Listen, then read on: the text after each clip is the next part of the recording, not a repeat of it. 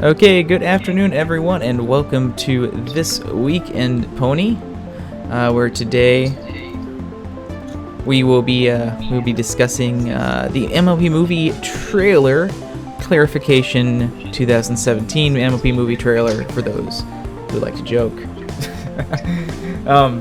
So yeah, not me. No, totally not Matt. Today is just gonna be a little bit different on This Week in Pony. Normally, on this Week in Pony, we discuss the whatever news and art and fan art and whatnot that has come out since our last episode, and sort of feature some of that and discuss some of the news regarding the show, comics, and merchandise of the show. Today's gonna be a little bit different since we did have this kind of sort of big thing that happened last week where they finally released the first 2-minute long trailer for the 2017 MLP movie, which is sort of a big deal. So there's a good amount to discuss in that, and so we're just gonna have a little bit different today, where today's episode is just gonna be totally devoted to that. We're not gonna do any of the other features or news or art or any other things we normally do. We're just gonna talk about the trailer for as long as we can, and then we'll just call it a day. So we'll be quite a bit to discuss. 2-minute trailer is definitely a lot more to discuss than we had in the previous teaser that came out a few months ago. Oh, I have a story about that. Would you like to quickly hear that story? Sure. I went to see Despicable Me 3 today in cinemas, and I got there in time to see the trailers. And you know what I was expecting to see there, don't you? Well, they showed the teaser trailer, not the one that we've just seen. Fantastic. And then insult to injury, did they play the Emoji Movie? Yes, they did. Actually, no, it wasn't directly after the MLP trailer, but it was in the shuffle with the trailers. In fact, MLP was the first trailer they showed. Oh wow! I think the one they after didn't even the save the MLP best for last. I think the one after the MLP one was Captain Underpants. Yeah, that's a thing. Captain, of course, that's a thing. That's like a classic thing from my childhood. There. Worst looking. It's probably the worst looking CGI movie. I have to disagree. Captain Underpants actually it's very stylized and matches the art from the book pretty good. Yeah, stuff. Yeah, it's probably that. I actually like it because it's one of those CG movies that actually it doesn't kind of look like CG like you see in every other CG. It actually has its own style to it, which I think is harder to do in 3D than it is in traditional animation. So, I mean, your mileage may vary on the style, but I do like that they're kind of doing their own thing. Yeah, I mean, we'll get to MLP CGI eventually. I mean, we're all over the map with that one, so we'll get into that when we get into it. So yeah, oops, I forgot to capture that. Probably good to do. So yeah, we'll go ahead and we will jump in and get started here. We guess, of course, the one main topic we're discussing today, and of course, yes, we do have a little spoiler warning on this here. Of course, so we are going to be talking about the trailer, the full 2-minute trailer, so take that as you will. You know how trailers sometimes are. I don't think there's too much spoilering in here, at least if you've been kind of following along with like the synopsises and some of the other information that's already come out and we've discussed here. It's not, and like the toys and stuff, it's not like there's a ton of new information here. I'm sure if you looked really hard into the trailer and like really dived into it and analyzed it some more, and you might be able to glean some spoilers off of it. but yeah, so just a spoiler warning. If you really don't want to see anything in the trailer, you're going to want to skip today's episode, because that's all we're talking about is the trailer, and we'll be showing some gifs from it and pictures from it and discussing it as a whole. So yeah, if you don't want to do that, then you should probably turn away now. So yeah, we'll go ahead and we'll just talk about the MLP movie trailer. So we don't really have a structure or anything for this so much. So you know, just kind of throw up topics there. I was hoping for this to be the full Triple E treatment. God damn it! First, we'll discuss the story of the trailer. Yeah. So yeah. I guess we're just kind of throw out ideas. We'll discuss ideas. You know, if anyone has any points they want to make or discuss, I think a good place to start, just to get it out of the way, because Matt already mentioned this. I think would be like some of the CG in the movie, because I think that was kind of maybe the tough point for a lot of people that I've seen, where I mean, let's get out of the way. I think most people here agree. I think most people here would probably agree that like the airship in that one scene kind of looked a little unfinished, and it's probably because it might have been. What do you mean? It looked good for an N64 game. So it actually matched. I think it matched the art style really well. I don't think it was lit correctly, and maybe they just hadn't got around to finishing the lighting on it. Some of the texturing on it looked really. If you frame it, if you actually mouse through the frames with it coming into view, and actually some of the close-up textures, the textures look unfinished. That's the only thing that you can really call it. It looks unfinished, which, you know, is kind of a bit of a shame that they put it in the trailer anyway. So perhaps they maybe thought no one will notice. Like, yeah, you're kind of forgetting what your secondary sort of, you know, how you know, some of the people that actually watch the show, they're gonna notice. People are gonna notice, and they did notice. I mean, I think people are overreacting a little bit to it, but I don't think it was the texture. I think it was just the lighting. I mean, as long as it doesn't look like that in the final product, I think most people are going to be fine with it. I mean, you know, that's fair. The thing that I'm a little disappointed with is that it's the CG is being done by Animal Logic. Is that right? Mm-hmm. At least I believe so. That's the last I saw on IMDb. I saw someone credited for Animal Logic. No one's really said for certain, like outside of the IMDb credit. But if it is Animal Logic, I am slightly disappointed, because their animation quality, particularly on what their CG stuff, is usually absolutely excellent, especially on stuff like Legend of the Guardians, The Owls of Gahul, and the two Lego movies, obviously the main Lego movie and the Lego Batman film. See, that's the thing. It was, and this is kind of the point I wanted to make here, is it was one little scene, and there was so much other CGI in the trailer that no one commented on at all, which leads me to believe that most people just didn't notice the amount of CGI that was in the trailer. I think it's more. I think it's more a case of. I think it was more a case of the rest of the CGI was so good that one moment that was bad was the thing that people stuck on, and that it stuck out because of it being not as good as the rest. I've been trying to find a pic. It's a fair point to say that. I've been trying to find a picture of the blimp here, and I can't just at the moment. But I did find this one. So while I'm here, I'll let me zoom in on it. Oops. I did find this GIF, and this is the aforementioned windmill scene, and I think this was the best. This was my favorite animated scene from the trailer. I think this. The camera work on it when it's panning over the windmill to the 2D integration, and that is a CG part asset there of the windmill flying through. It's kind of, you starts at 2D and then goes to CG and then back to 2D. The compositing and the back and forth there just looks so good, and this is, I mean, this is really some of the best 2D animation I've seen recently, right here. You know, mixed with CG work, and it just I just love that camera movement following it through the air. It really highlights the action of the scene. You have the great effects animation coming off of the edges of that windmill, and yeah, I mean, that's just I don't see anyone comment. I don't see anyone commenting about that, of course, but yeah. But that's the internet for you. That's just how it is. I know it's wrong, but yeah, we're here to talk about the positives as well as, you know, whatever, you know, reservations we may have. And I'm going to say, you know, like I say, I'm of the opinion that if, you know, seeing what the rest of the CGI looked like, I just get the feeling that the ship scene was just unfinished. You know, and that's fine. But I still have a bit of an issue as to why they put it in the trailer.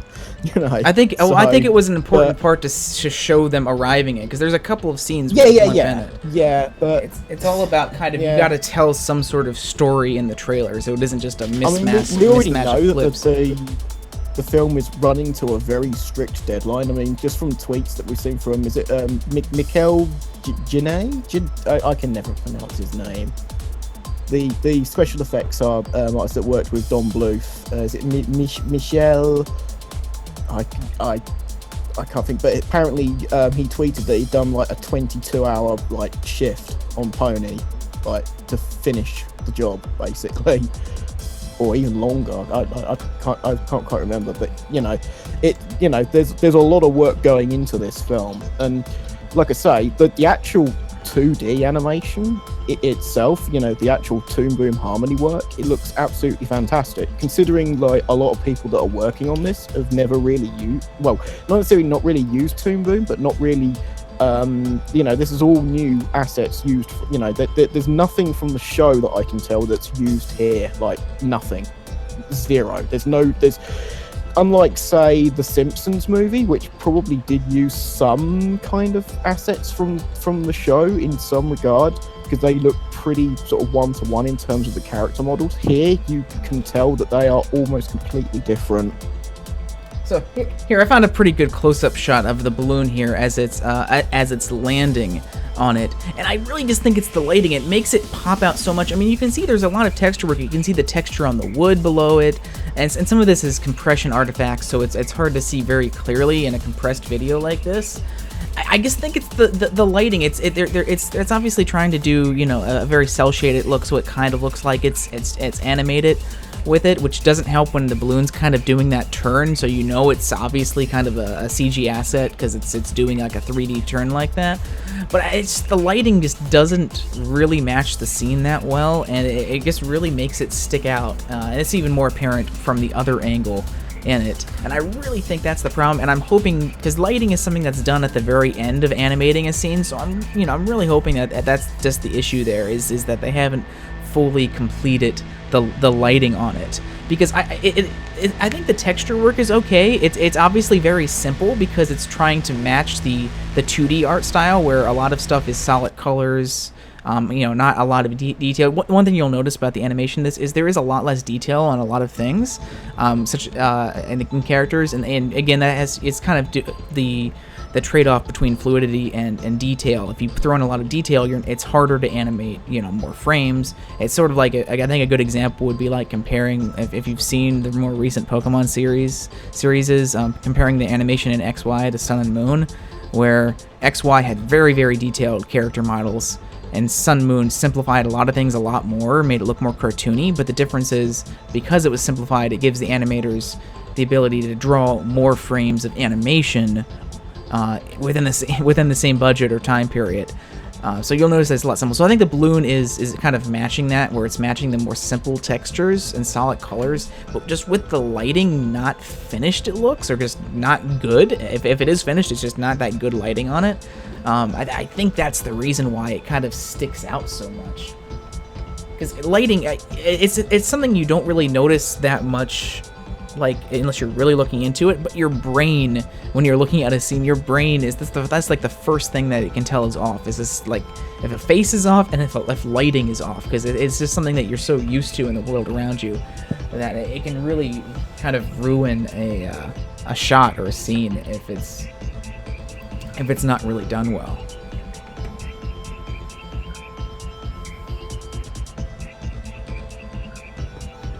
Yeah, I mean, it's dark lighting. It's supposed to match the ominous mood of the scene, but the problem is the lighting on the balloon doesn't match the lighting of the scene, and that's why it kind of pops, and not the good kind of pop.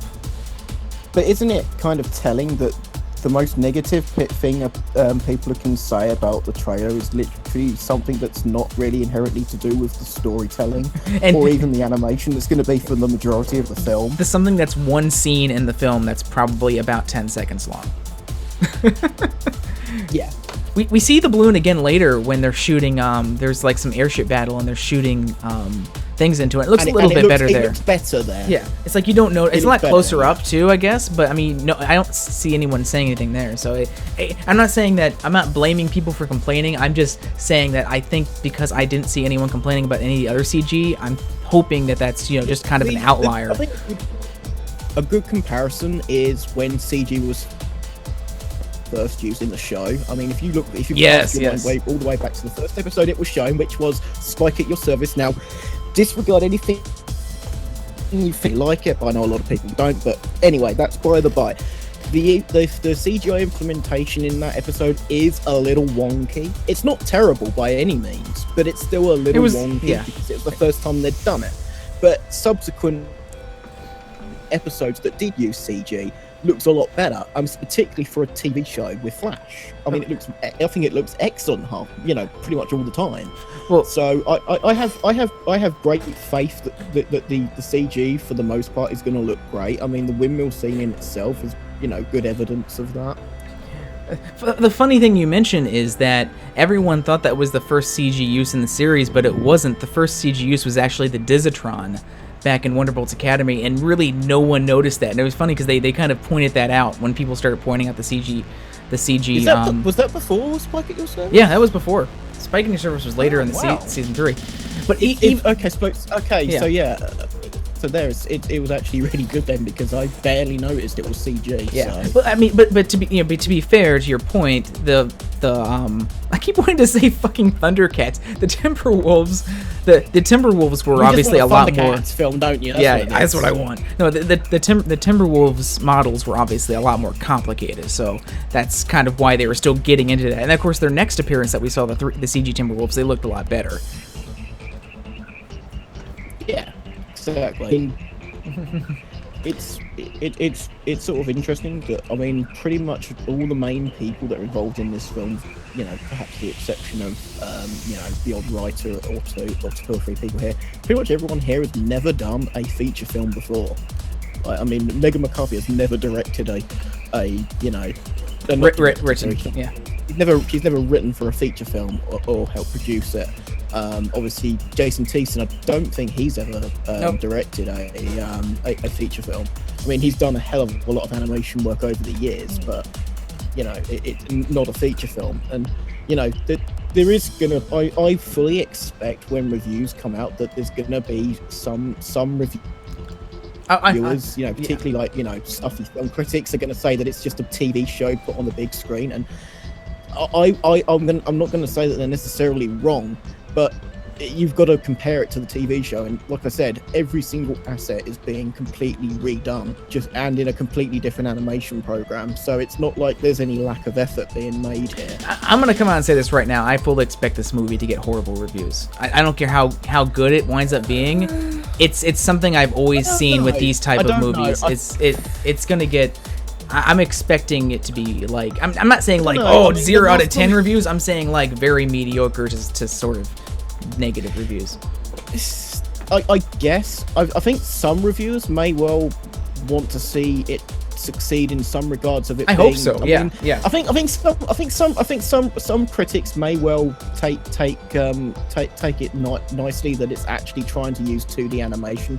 Yeah, I'd hope so. Yeah. Thing that is, I'd like to see them at least be thankful that it's got that. I mean, in terms of the story in that, the story actually looks fine. I mean, it's hard to really tell from the trailer. I mean, it doesn't give away too much, but I think with Pony, it's not necessarily you get a huge amount of surprises. I mean, occasionally you do, but it's not often. It's normally the actual quality of the storytelling, and that'll be. I mean, to be fair, a movie critic should be able to tell, if something is told well. Yeah. And hopefully that's the case here. I mean, we don't know until we see the film, and that's still very much up in the air. But the trailer itself, I think, in terms of a trailer, was good because it didn't give too much away. That's one thing I do hate about a lot of trailers nowadays, is that they give away half the movie before you even go there. It's like, what's the point of even watching it? Do you know what's funny? I think the worst example of that was Wedding Crashers. Every single piece of the best part of that movie was in the trailers. And all of the rest of the film was pretty average or awful, and all the good stuff was in the trailer. I was like, quick, shove all the good stuff in the trailer so people come and see it, and then they'll realise it's shit. No, what I'm kind of referring to, Waterstar, is just based on my personal experience watching animated movies growing up and seeing reviewers. It's just movies like this, especially when it's now than it did back then. No, but let me make my point. My point is movies like this, which are based. I mean, don't get me wrong. All movies, especially kids' movies, are based to sell toys. But Pony's a little bit different because it's kind of the opposite, where it's a toy line, and this is a movie about the toy line rather than making a toy line about the movie.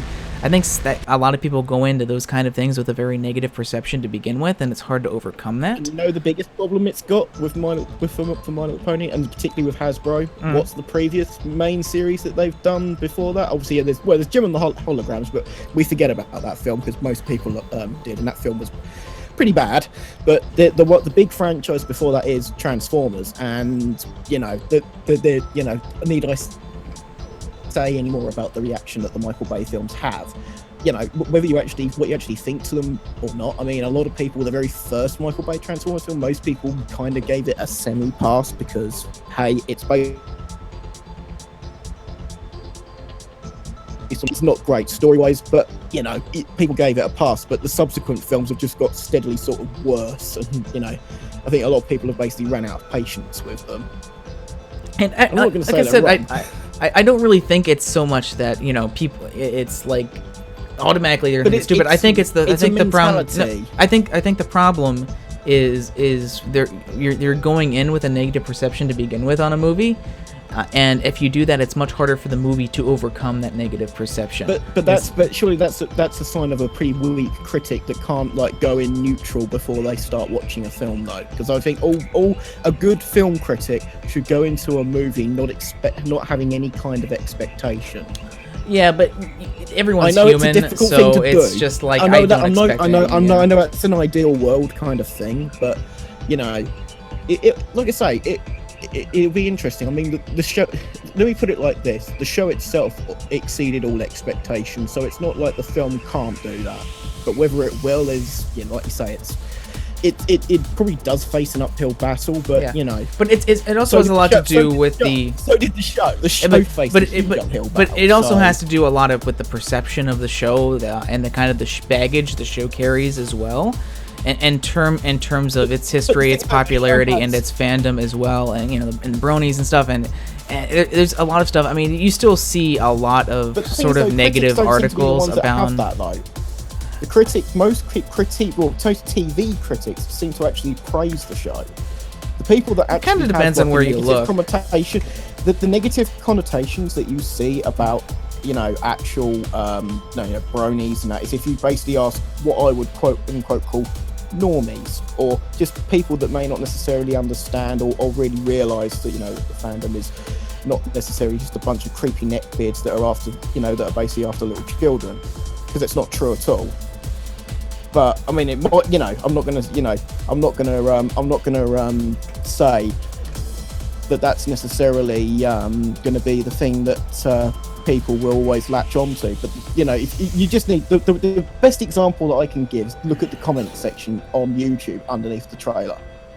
I know you're going to say heard a YouTube trailer, you know, YouTube comments, but it's there, and it's going to be there in real life as well. And yeah, it's a deviant fan base. It always has been. I'm not going to say it's not, but the thing is, though, there must be something there for there to be so many older fans as there is.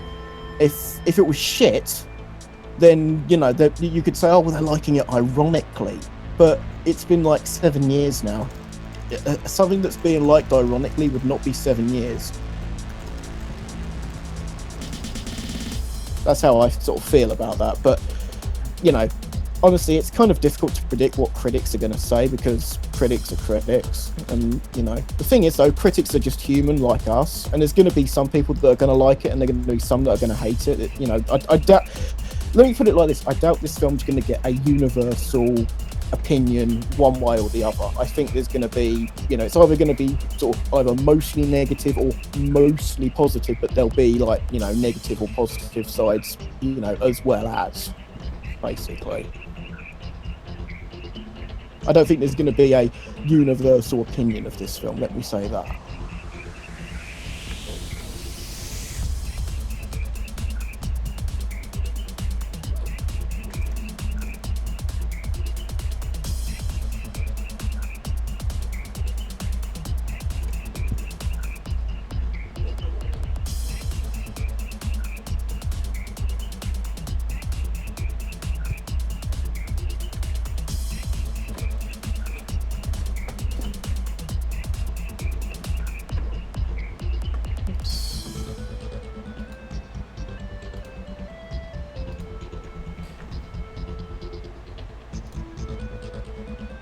Yeah, the main point I was just trying to make is just that the show has a lot. The movie's going to have a lot to overcome in terms of reviewers. These kind of shows, which on the surface seem to be a lot more geared towards little kids, have a lot more to overcome, especially if they're going to try to be something more. So it's either someone's going to go in expecting that and already have this negative opinion on it and having to overcome that, or they're going to go in expecting something maybe along more the quality of Pixar. And I don't think the writing here is going to be the level of Disney or Pixar necessarily, or the topics or storyline it's trying to cover. And so it's kind of like, I don't think most reviewers are going to kind of go in with that perspective. And of course, most reviewers also probably aren't going to be familiar with the show itself. Maybe they'll try and look into it a little bit, and if you kind of look into it a little bit, you may not find the best parts of it, though. Won't have that baggage, so that will be a good thing. No, not like that, because they'll look into it and they'll see the baggage, and that's all they'll see if they don't know anything about the show. And I think, when you think reviewers go into something that has a lot of history onto it, what I've normally seen is a lot of times that just gets usually it doesn't get very good reviews, and the most I usually see for those kind of movies are the fans will like it, and that's about all the reviewer will say that's good about it. So. Well, I think the big exception I can think of in fairly recent history with that is the Simpsons movie, but I suppose there is with that there is huge baggage, because the show has been going on for a long time even by that point. But also, I think it kind of perhaps had a slightly smoother passage in the sense that the TV show itself had actually started to decline in quality. That was sort of the general consensus. I'm not saying that necessarily everyone agrees with that. It's that mixed in with the fact that that was a lot more known and well-known show. I'm sure most of the reviewers had actually seen that show and knew about it and knew about the declining quality of the show itself as well. But whether you've watched the show or not, it shouldn't matter. You should review the film based on the film's merits, not necessarily anything that's an outside factor. I know you're going to say that the outside factors are going to be a factor, and that's... That to be fair to me, that's wrong. But that's if a critic basically, I'm just saying how it is, reviews the film by basically speaking about the show, then they're doing it wrong, because then they're not talking about the film. Then they need to talk about the film, not the show. Just my opinion. Basically, my point is I've had bad experiences with these kind of movies and reviews of it. So when the reviews start coming out, everyone, and they're very mediocre or negative, don't let that impact your opinion on the movie until you've seen it. It may not impact box office. Look at the Transformers films. It's probably even worse because I think that's a little different. But the point I'm trying to make is that don't freak out, because I know when reviews start coming out of this movie, people are going to freak the fuck out if they aren't like glowing A+ reviews. But you just gotta understand. I enjoyed the first Pokemon movie. That movie was like universally panned a lot. I'm sorry, that movie sucks. Well, I personally enjoyed it. So that was my point I'm trying to make here, is that I enjoyed it, and don't let that impact you going to see the movie or get freaking out, because I know people are going to do that, and that's kind of the point I've been trying to get at here. Yeah. Oh yeah. But to be fair, the thing is though, I think movie critics in general aren't necessarily quite as they're not seen as gospel as much as they were in the past. But they will be. They will be in this fandom as soon as those movie reviews start coming out. And if they are not good, people are going to freak the fuck out, because they're going to be like, shit, the movie is shit. People are. The thing is, though, this is the thing with all criticism, though. Everyone can be a critic, and that's the thing. People seem to forget that just because these critics get to write in publications that are like more widely circulated, doesn't mean that they necessarily have a more incorrect or correct opinion. It's just their opinion, A lot of people don't think that. I honestly, in a sense, I'm not really going to care what the critics say, but of course, there's going to be a lot of people that I know do. we won't. I'm just saying that I know it's going to happen, and I'm fully expecting it to happen. Honestly, my expectation for the reviews is, at worst they'll be lukewarm, at best they'll be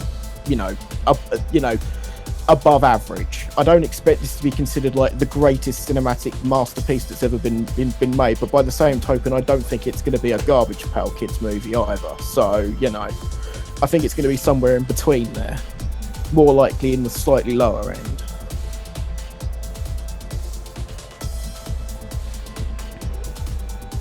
I mean, it kind of, in the UK at least, because it's been released slightly later, it's like a week after the Lego Ninjago movie, so it may well be some sort of film that sort of sneaks under the radar here. So, because I'm not too sure what it's going up against in the US. As far as I'm aware, it's got slightly less competition, because I think the Lego Ninjago movie is coming out after MLP in America, whereas here it's coming out before. Because I believe that the release date for that film is the same date in both countries, so that'll be kind of at least they bumped it. At least they bumped it up. I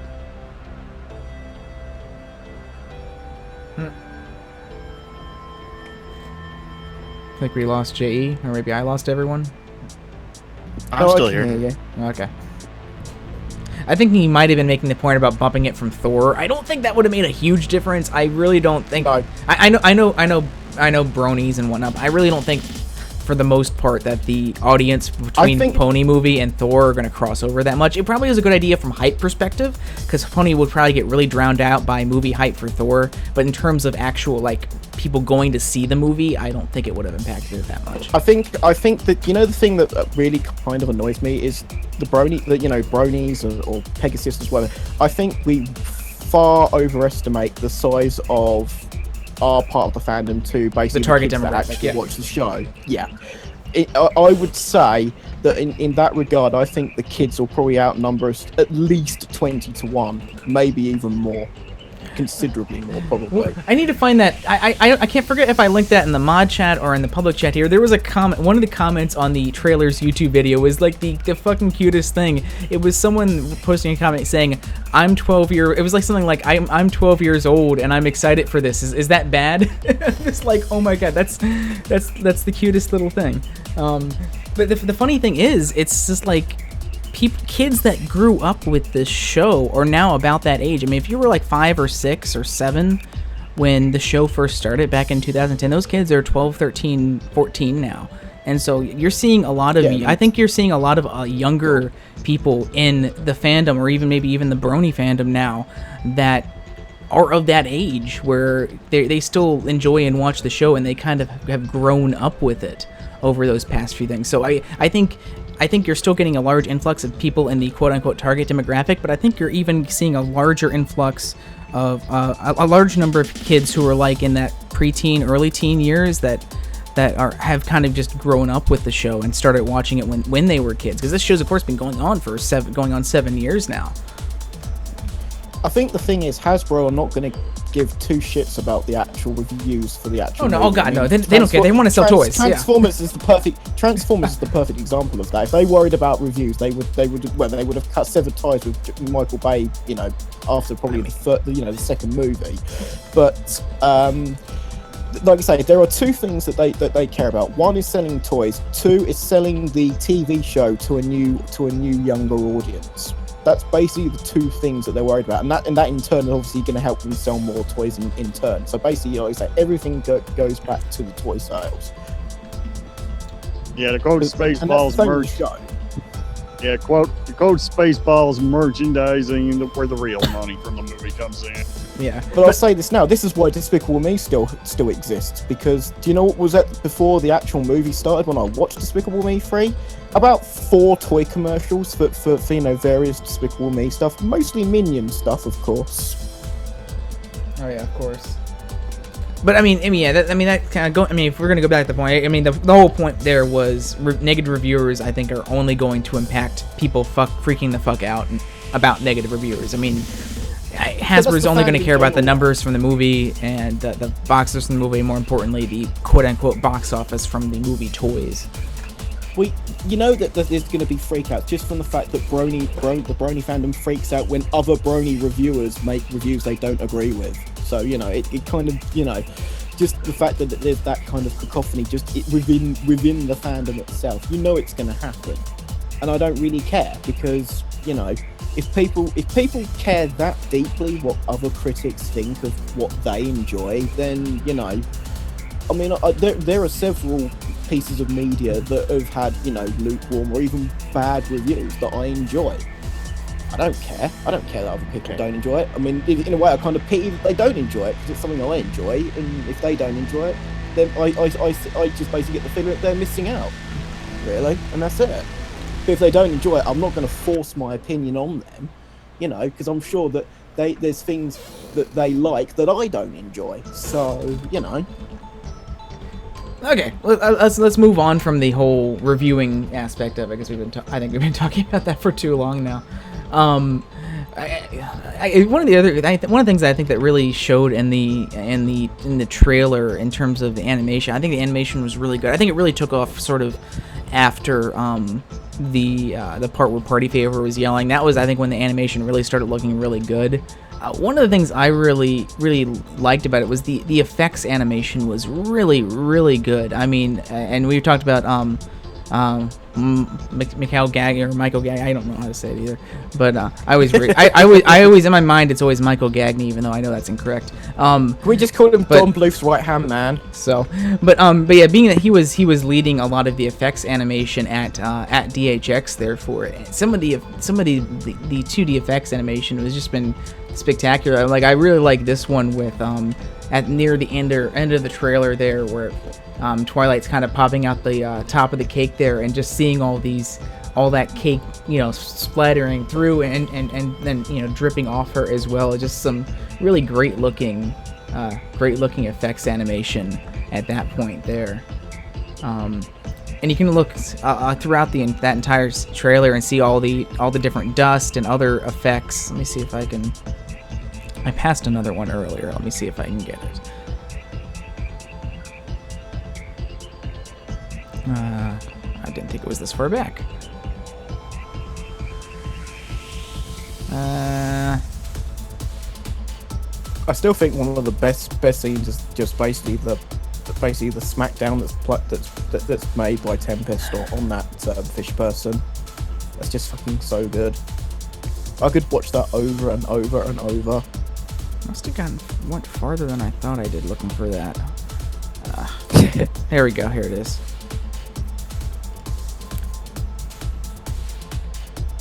Let's wait for this to load.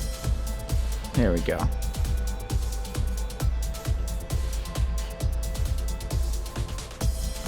And it's loading really slowly. Is it going to load at all? Come on, Derpy Roro. There we go. Refresh. Like here's the that seemed like that cyclone tornado thing kind of ravaging Canterlot there. I mean, that's really cool. The smoke effects there, and the lightning on it as well. It's just another really great thing of effects animation there. Speaking about just mentioned by DM12 here, saying about no expense was spared for the animation. That's another thing that's kind of interesting to me is when the film was first announced, not long after that, it was sort of said. I'm not sure whether it was Megan or it was mentioned. At least, it was during it was during the conference call. Yeah. Yeah, it mentioned to shareholders, I believe, saying that the film was going to be made, you know, relatively low budget. I mean, they never said anything about it being, you know, like a major high budget film. And when they were saying that, I was expecting, because just for example, Gem and the Holograms is a very low budget film, and that was $5 million. So I was thinking to myself, it's animation, so it's going to be slightly more expensive to make. So I was thinking like $15 million. When they said it was going to be low budget and that it was going to be made in Flash. Well, that immediately went out the window when we learnt that it was going to be made in Toon Boom. I think this is going to have a more respectable budget than we probably anticipate, but don't expect like, you know, DreamWorks or Disney tier, like anywhere close. But I think it's going to be a more substantial budget than was led to be believed, but I don't believe it's going to be anything like, you know, majorly high. But yeah, I mean, and that's a good point, because I remember when they originally announced that, pretty much what they had said, this was I believe the CEO had said this about commenting about the movie, and I believe it was in the question segment where someone asked him like, why do you think this is a good time to do that now? And he pretty much said that we feel that with today's technology, we're able to deliver, you know, a feature-length animated movie like this on a respectable budget without kind of blowing out 200 million or, you know, something like that, with like a lot of other previous animated movies have done. And like Matt said, I originally thought, you know, they felt like they had their Flash animation good enough to hold up in a feature film, because I mean that would make sense. You have all the assets there, so you don't have to make new assets, you just have to make new ones, maybe tweak, you know, more detailed animations and stuff for a movie setting, you know, put a little more money into it. But you had everything already there, and they felt that they could do that on a cheap budget, like they've sort of been testing the waters with the Equestria Girls movies, and doing that at a sort of short feature length. But everything they've done since then has sort of gone against that in my eye, and just kind of surprised me with how much they're actually doing it. First we found out that this is going to be a traditional 2D animation done in Toon Boom Harmony versus Flash, and which is already kind of I'm so okay. glad that that's the case, though. Well, yeah, I'm but I mean, just the fact that they were doing that at all, because that means that, well, they're not going to be reusing pretty much any assets from the show. They're going to be having to redraw everything, and they have to you know, reanimate everything. There's not going to be any stock doing it. So I'm like, okay, well, that's already pretty cool. And then, you know, we get more and more announcements, like you know, they're bringing on, you know, Michael Gagney to do the effects animation. They're having, you know, Rita for the contract as well. Yeah, we're having you know, Rita come in to help write the script. We're having, you know, of course they started announcing all of the celebrity voice. Yeah, all the celebrity voice cast in it as well, saying, oh, now we know the running time is 99 minutes long. And of course, they're getting a live orchestra to play all of the songs and all of the score to the movie for it. I mean, everything they've done since then has kind of gone against that. And I'm wondering if that was always their intention, or if, like, maybe along the line something kind of changed and they kind of liked what they were seeing and they started kind of putting more into it than they were expecting to begin with. Because, I mean, looking at this trailer, I mean, like the scene I've had on loop here, I mean, that's really good. I mean, that's some really good animation. That's not what I was really expecting from the movie, and it's just like, you wonder exactly how much they are putting into this now. Obviously, it's not 200 million, but can I take a guess? Mm-hmm. Around about the time that I filmed, remember the movie was probably greenlit quite a while back, say at least, would you say at least 2 years ago, or maybe even longer? I believe that around that time is sort of around the time that they promoted Megan to head of storytelling for like the whole of Hasbro. I do wonder if she was one of the ones that actually, you know, managed to get the nod of basically pushing this film a little more than perhaps, you know, they were originally intending to. I'm sure this whole show's crew. I mean, there's no doubt that I think the entire crew of the show is excited to kind of get a chance to do this. And especially to make it a 2D animated movie, which is something you just don't really see from Western studios anymore. I mean, obviously, there's still a lot of 2D movies and like coming out of Japan and China and stuff like that. But from Western studios, you don't see that often, especially from companies within the U.S. But, you know, talking about Hasbro here. So I think it's kind of like the chance of a lifetime for a lot of these people to work on it. I really think a lot of them are really excited and kind of putting in a ton of effort into it, which also helps with how good it winds up looking. I mean, we were talking about, you know, Michael working on this and the effects animation of the show. He was originally only supposed to be working on the effects till the beginning of the year, and they asked him to stay on longer, and he was really enjoying doing it. So he took a break to do some Spider-Man work and came back, but he pretty much turned down working on the Spider-Man effects on the Spider-Man TV series, in lieu of staying on and doing effects for this movie until the end of July now. So they are still working on the animation of the movie, if you're wondering. They're working on it to the end of July, so not everything is finished yet in that respect. Animated movies can vary. It kind of depends. I mean, like the Equestria Girls ones were 70 minutes.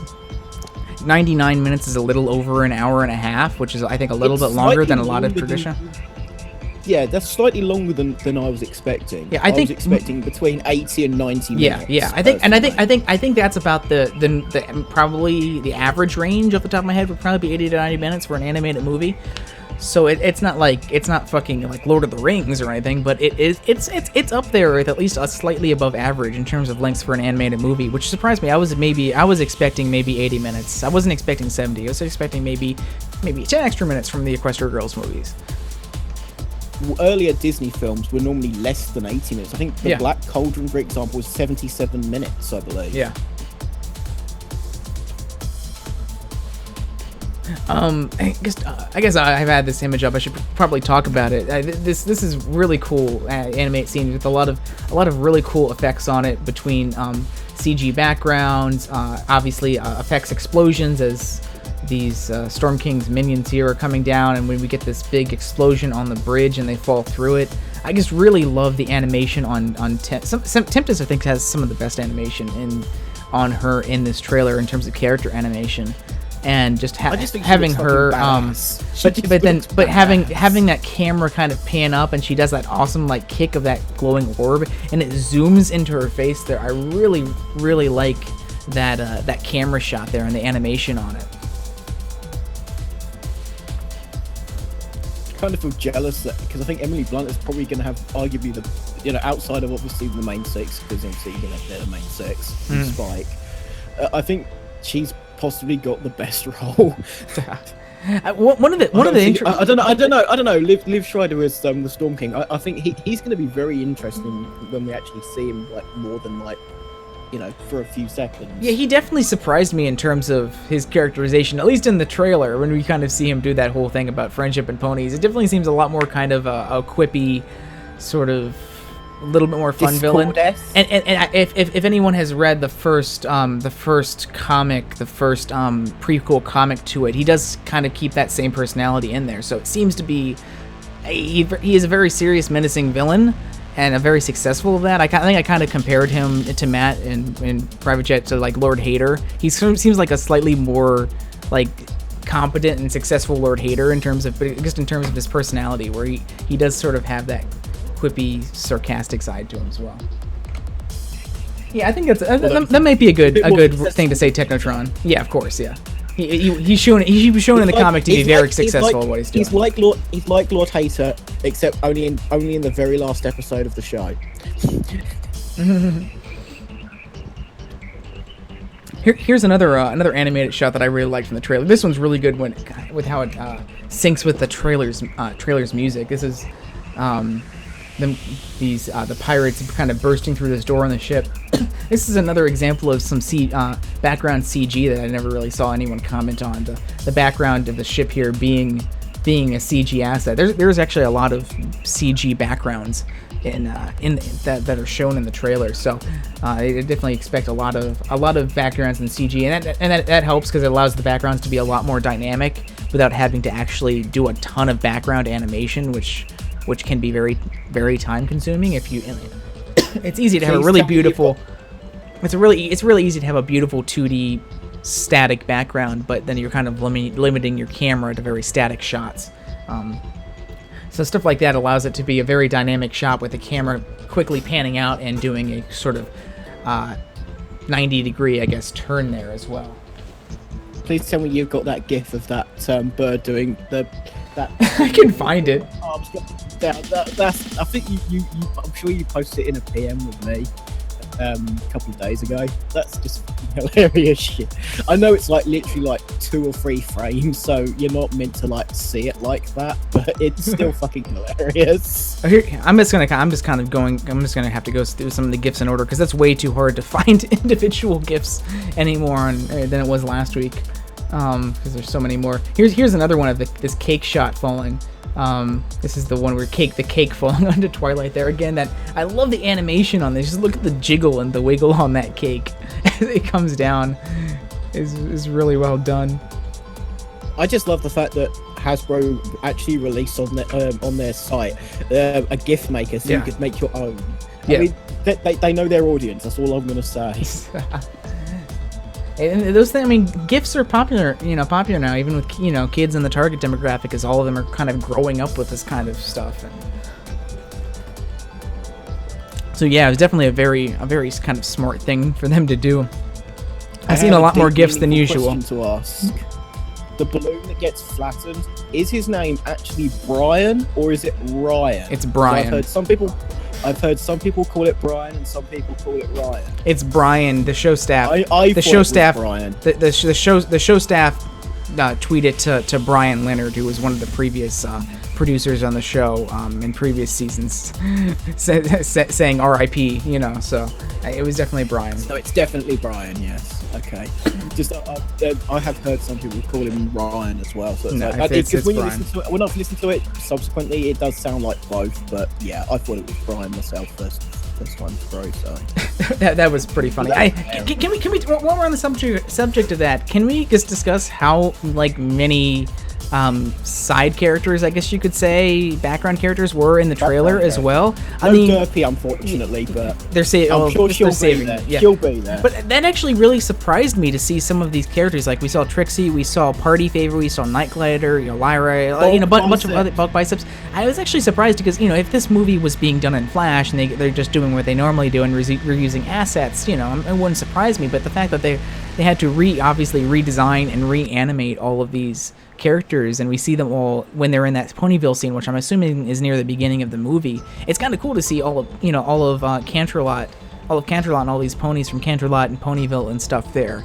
animated in this style. It wasn't how they even had Tree Hugger. Yeah, I was shocked. And Harry the Bear. The Bear is there as well. Well, we in the background we see Coco Camel and Sassy Saddles as well, and one. Well, actually, I guess I landed right on the image of it here. So and I believe Lyra was in one scene as well. So you won't be able to see it much here, but yeah, that's Sassy Saddles and Coco Camel there on the stage in the middle with the Rarity there. So, and that really surprised me, just because again you're not reusing any assets that everything had to. So I wasn't sure how many. I knew that no side characters were really going to get a big part in the movie, but I was just kind of wondering how many would actually make an appearance at all, just because of that. So it was kind of cool to see them throwing those in as well.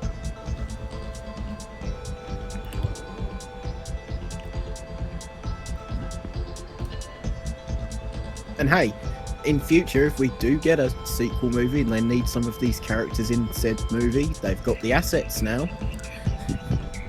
And of course, we also have Best Pony, Starlight Glimmer was of course also in it. This fucking poster. It looks a little wonky because I'm chroma keying out the white to get the background out. But hey, there's the MLP movie poster with just Starlight Glimmer in it. Automatically worst movie, obviously now.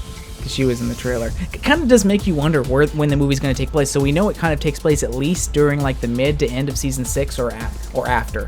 Now, it must be after season 6 because you've got Starlight and Trixie sort of together. So it must be at least middle of season. Yeah, it would have been after their initial episode there, since we actually explicitly see them together in the scene.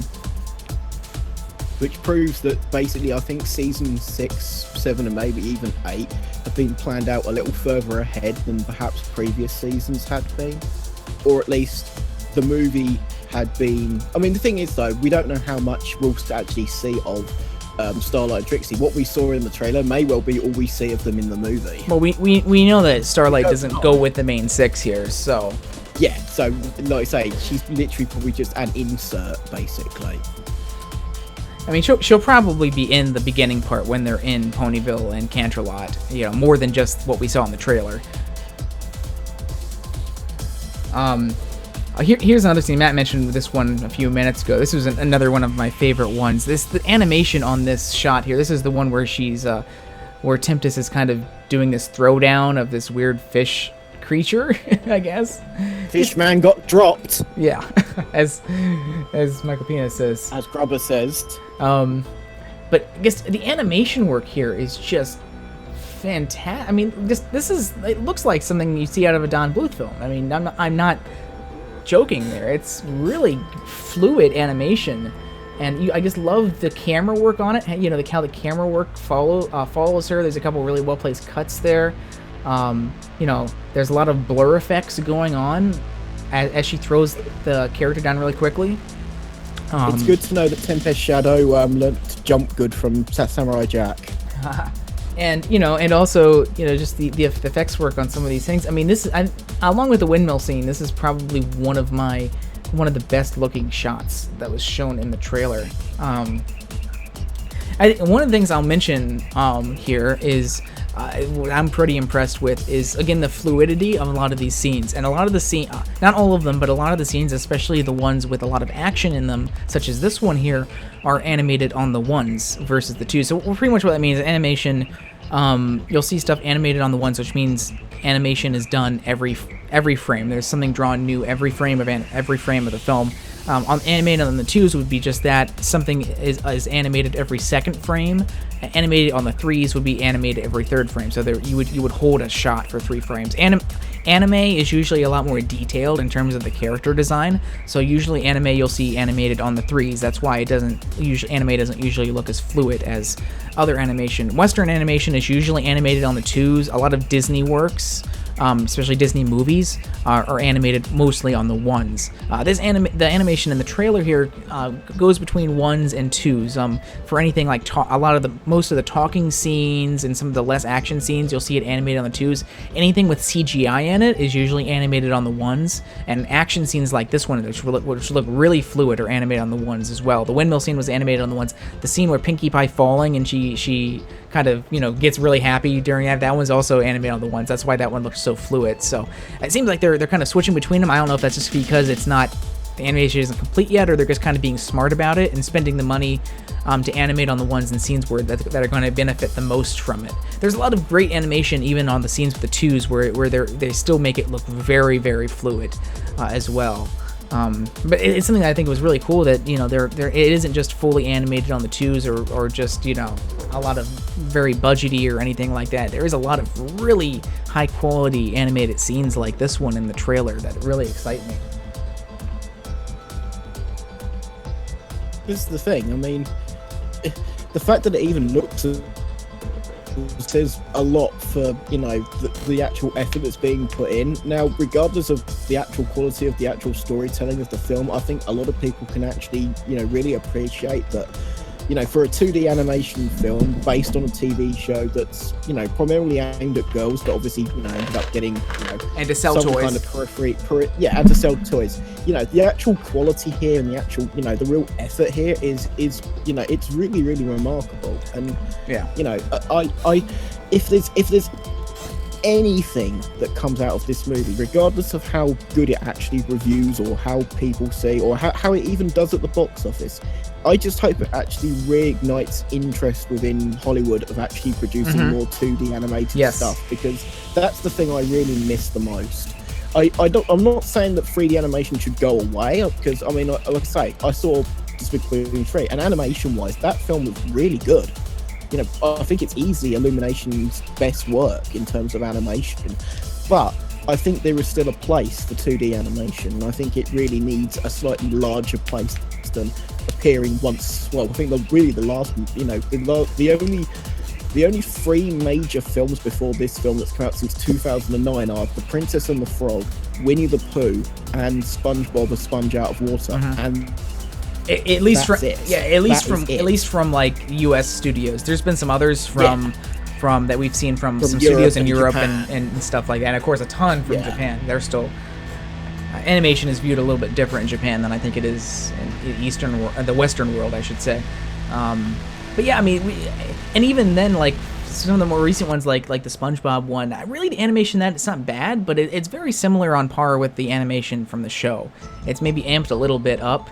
It definitely isn't like Disney levels or Bluth levels of quality like I'm seeing from some of these scenes in the Pony movie, which is just really well done. So it is exciting to see this 2D animation. I think that's one thing that I was most excited to see from this movie. It was just actually getting to see a full-length feature film in like really good 2D animation again. And I agree with Matt. I hope it does well, not just because it's Pony, but I also hope it does well just to show kind of Hollywood that, hey, there is still a market for 2D animation and kids aren't going to not see something because it's not CG.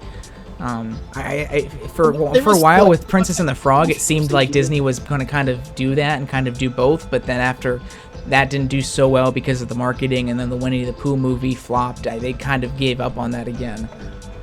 They really didn't market with the Winnie the Pooh movie very well at all, especially here in the UK. I didn't even know it. That proof how badly it was marketed, and this is amazing for a Disney film. I didn't even know it was out until I actually went to the cinema and saw it on the list. Yeah, that's terrible. And I think one of the reasons they didn't market that well is because Princess and the Frog did so bad, and they really underestimated kind of the marketing of that. Princess and the Frog did horrible. It just didn't do as well as they hoped. Yeah, it did pretty bad. It broke even, but that was it. But it did a lot worse than they were expecting it to do, and really needed it to do, because 2D animation, especially from Disney, is really expensive. So it just wasn't enough for them to go ahead and restart their 2D animation ones, and a lot of that had to do with just the marketing of it and the title of it. And this is why you saw Disney change, like for Tangled and Frozen, why they changed those titles. It wasn't Rapunzel like it was supposed to be. They changed it to Tangled. They changed how the trailers were portrayed as well, and they did that so it made it look less like a princess tale. So they still had a lot of stuff for girls, but they made sure to feature a lot of the characters for boys in it, because that's one of the reasons why Disney movies from the 90s were so successful. Even though a lot of them had to do with princesses, there was still, a lot of boys, including myself, that really enjoyed and watched those movies. So when they marketed Princess and the Frog, they really laid down heavily the princess aspect, because that's kind of, one of their main toy lines is the whole Disney princesses thing. But they really kind of alienated the younger boy audience from that, which is why it didn't pull in a lot of numbers. And that's why you saw a change in marketing in Tangled and Frozen. And that's an interesting thing to say about I know this is not a fair comparison, because a long time has passed, and the way that MLP is perceived, even just the shift is not massive, but it's a shift. Look at trailers or marketing material for the 1986 MLP movie, and it is a world away from what we're seeing for the 2017 movie. I mean, obviously there's been a whole world of difference in terms of obviously what had been released at the time then. Although that's not to say, I mean, the 1984 special, the T-Rex one was, it was more aimed at a more general audience than what later stuff would end up being. But still, it was, it's interesting that scenes like we're seeing with Tempest Shadow, obviously with the throwdown and that's, the proper action scenes. It's proper action scenes in a MLP movie. I mean, that's gonna probably be a bit of an eye opener to anyone that's never actually seen anything to do with MLP since, say, their own childhoods. They'll look at that and think, wow, they've really actually done something quite different here than what I was expecting. Yeah. Funny enough, Matt, you were talking about the difference in advertising between this and the old 80s film. I remember seeing an advertisement on YouTube for the old 80s movie that didn't even show any footage of the movie. Instead, it was just Tony Randall sitting in a theater talking about it. Why show anything when we can just say about the movie? Brilliant. So yeah, I mean, I really hope that would be like basically filming Tara Strong's monologue, just on her face, and that's the trailer. So I'd actually watch that though. That'd be quite funny, because I'm sure Tara would be hilarious doing that though. But yeah, I mean, I do hope that Hasbro set enough aside in terms of marketing and promotion for the movie for it. I mean, we already know that they definitely are starting to market their toys more on like kind of a gender neutral kind of thing, and we've seen that with Pony with the Pony toys a lot. So we know that they're definitely aware of at least kind of marketing towards all of the demographics for it. So hopefully they'll be able to do pretty well at that and being able to bring in a good crowd. I mean, unfortunately, the name of the show is a little bit of a turnoff, but hopefully they're able to kind of overcome that in terms of the marketing. I mean, it's interesting. I think Brian Goldner, who's the CEO of Hasbro, said in an interview something very interesting, that according to the information that he was being given, that the audience for the show, that 30% of that audience now is boys, And that's not just saying bronies. I'm talking about the entire audience. Which, if that's the case, considering that probably the audience for that was boys for like Generation 3 was probably like less than 1%. You know, that's quite remarkable, really. Yeah. Hey, Matt! I found the GIF and it's synced with the music I'm playing on the stream.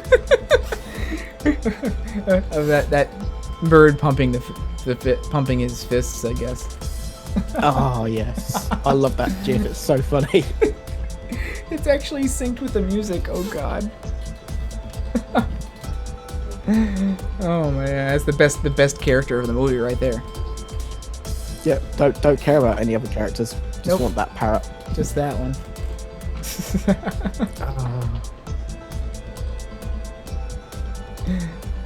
They're great. Let's see what else we got. Here's the other one. Oh, thank God, it was right after it. Here's the one of him raving it up here. This is so good. Speaking about, you were talking about animation being on the ones and the twos. Another scene that's definitely on the ones is the bit with Songbird's Serenade with the dancing ponies with her.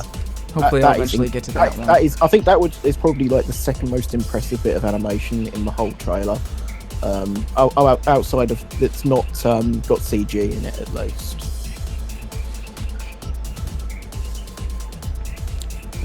Of course, you also have the reference to what's it called in that scene as well.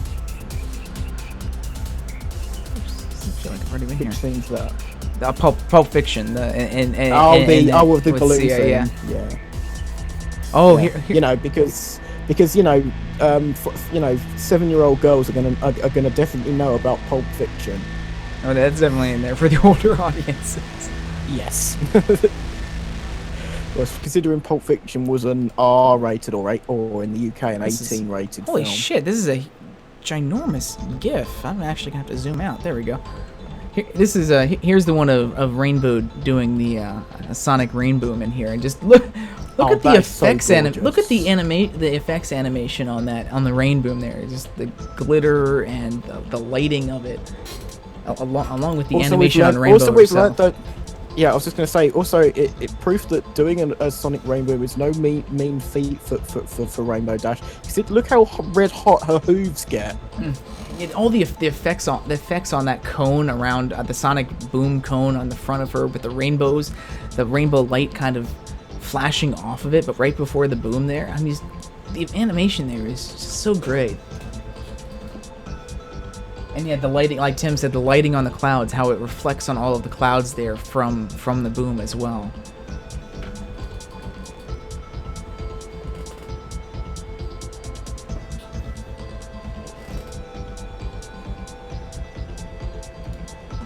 That's really cool. Let's see what else there is. There's that windmill scene. Like, I can't get over that windmill scene. That scene was so good. I do like the sword fighting scene with Rainbow just doing. It's like, look, bitches, I don't need appendages. I can just fight with my mouth.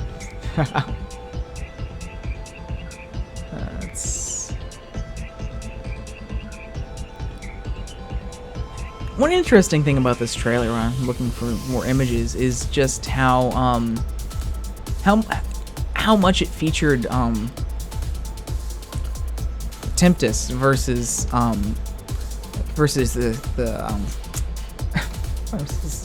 Storm King. I almost said Snow King. I'm like the Storm King in it. He just gets kind of one scene, and it's kind of interesting, being that he seemed more before like the main villain, and he kind of makes you wonder, like, how much he's actually going to be in the movie. Well, Fluttershy didn't get a single line. Terrible trailer, 0 out of 10. Obviously, it means she's not going on the journey with all of them. Even Applejack got a line in the trailer, even if it was just yee-haw. And here's some more animation on Tempest talking here. I really like it. This one's only done on the 2s here. Like I said, a lot of the talking scenes were, but it still looks really great, and I just love the expression and her head going up there at the end of that. She goes into like this almost scowl. Again, just really good character animation work. Speaking with Tempest, I love the because obviously she's got a broken horn. It seems to me that her magic actually works up to actually sort of create an artificial horn, so that she still has like a horn type cone when she actually produces her magic, which is a really interesting that actually, you know, unicorns can still actually use their horn even when it is, you know, busted like that. Although it's not a clean use of it though, because you can sort of see sparks and that come off it. You know, that's some really nice effects animation there. Yeah, the effects on the magic and the sparks coming off of her broken horn is pretty cool. Here's a close up of the Storm King when he's on Twilight, when he has her in his arm there. It's just like that expression Twilight has, do not want. And there's a little part where she gets pulled down really quick at the end there, where her face very quickly morphs into a different expression for that quick pull down, which is really cool.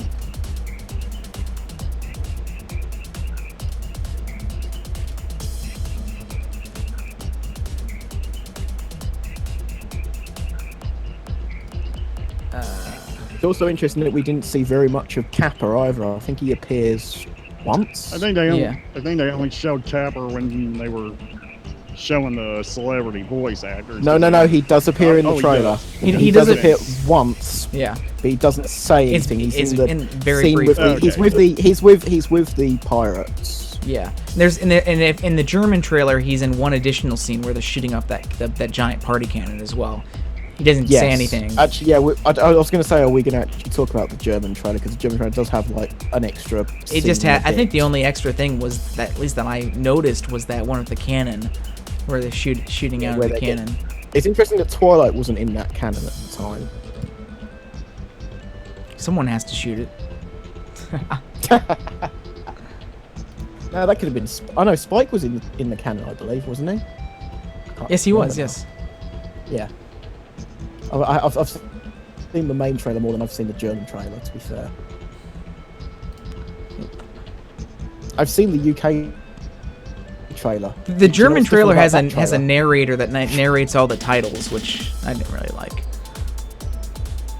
Thankfully. But it's mine little pony. Der Film. Der Film. It's the best name ever. Der Film. At least in English.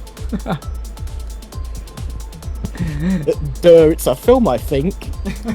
Welcome to Hasbro. We make movies, I think. What the fuck is a pony?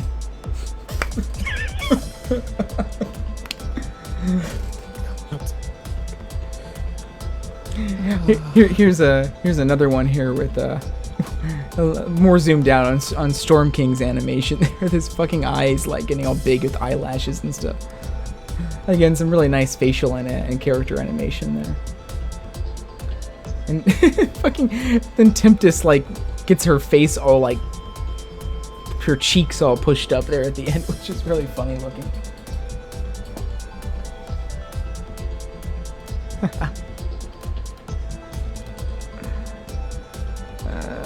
Oh, here. This is a really cool one. This is when Tempest first comes out of the dirigible there. Let this load. Some really cool smoke effects coming through that with it, and again we can see the sparks coming up, especially when we get in the close up of her face there, which again I really love the animation on, and that little scowl that she has with the head turning down, and then of course the like we were talking about before, the effects coming off of her horn there is really cool looking. While we're talking about Tempest, can I just say it's surprising that they got an English actress in Emily Blunt to voice her, and then not giving Tempest a British accent. Sorry about that. Had a bit of an internet derp there. Oh, I was wondering where you would have gone to. Yeah, I was just saying that Tempest. I was surprised they got a British voice actress to, a British actress to voice her, but she's not using a British accent. Because as you know, all British people are villains in Hollywood films. It's true. I really like this one where Pinkie Pie's bringing them all together for this hug, and then again, Twilight gets squished between Rarity and Fluttershy. There are these like cheeks getting pushed in. It's really cute.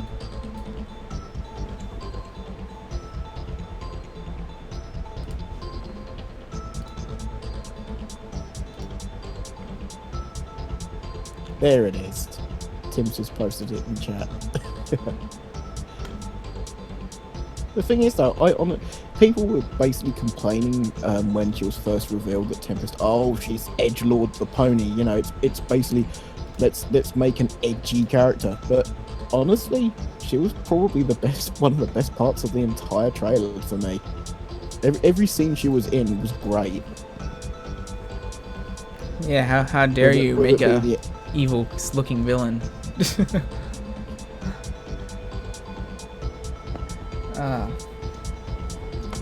Here's the scene Matt was talking about before with Songbird Serenade and on the stage there at the dancers and stuff. This is another scene, part of the trailer here that was animated on the ones there, and just the fluidity of those dancers spinning around there, and then also the fluidity of her raising her wing there is really cool. It looks really cool, and it matches with the music of the trailer really well. Speaking of music, I'm really waiting for that. I don't know when that song's going to be released as a single. I would assume it was going to be released the same day as the trailer, but that song has been stuck in my head. At least the little bit of it we heard from the trailer. If anyone doesn't know, it's credited in the trailer's description. The trailer song is a song by Lucas Graham. I don't know if it was actually written for the movie. I think it's just a licensed song because it's on Universal's Warner Chappelle's website. That's the only place I was able to actually find a mention of it other than the movie trailers. It's on there as available to be licensed, so I think it's a new single. It just hasn't been released yet, and Hasbro was able to license it for the trailer as sort of like the premiere of the song for it. So I hope it gets released sooner than later, because I'd love to hear the full thing. I'm a sucker for kind of funk songs like that. So, but it fit really well with the trailer in terms of the lyrics to it, and the overall kind of upbeat nature of it synced really well with a lot of the scenes.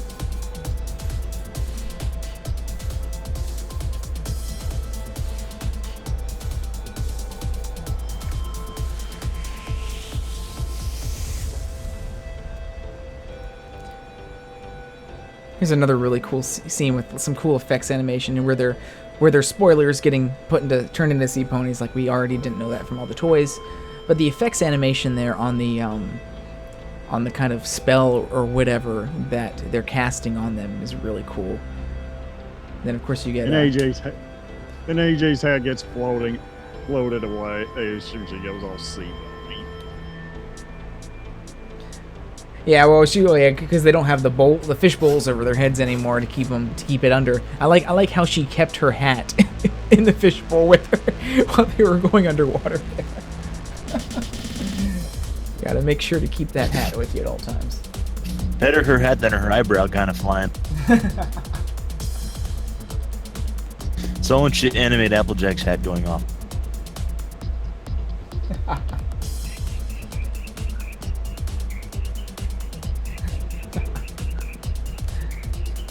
Some nice animation there on the transformation as well. Although, can I finally... Huh? I was about to say... Can I finally just say that we're fine? I mean, I know I probably mentioned this before. I have to mention it again if I had.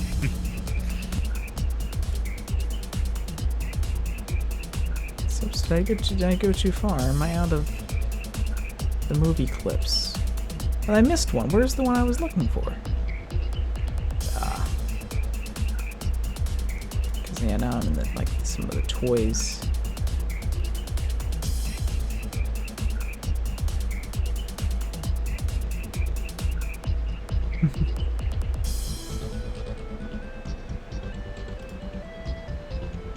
know if I skipped over them or what. Let's see. I really like the sword, little bit of sword fighting we saw with with Rainbow Dash. Oh, here's this one. I have to shoot this one as well because this is very nicely animated one. Oops. There we go. So here's the one with Pinkie Pie falling down. This is another bit of animation here that's done on the ones. I really like the camera work on it. You can see all the main 6 falling behind them. The camera kind of shakes with them as they're falling down to get that feeling of it. You see Rarity just going crazy in the background with her arms flapping and just kind of screaming there. But of course the animation on Pinkie and her arms and the facial animation there is really, really smooth and well done.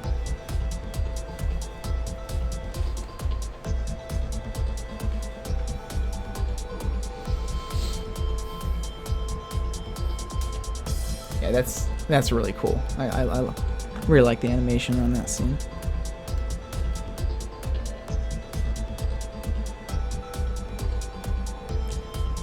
Here's a still of the other part of that rain boom scene there, where after she makes the rain boom, it cuts back to her. Some great animation there, but again, you can see her hooves there, kind of red hot with rainbow or speed or something, friction or something there. It looks really good in motion. Again, some great effects animation work.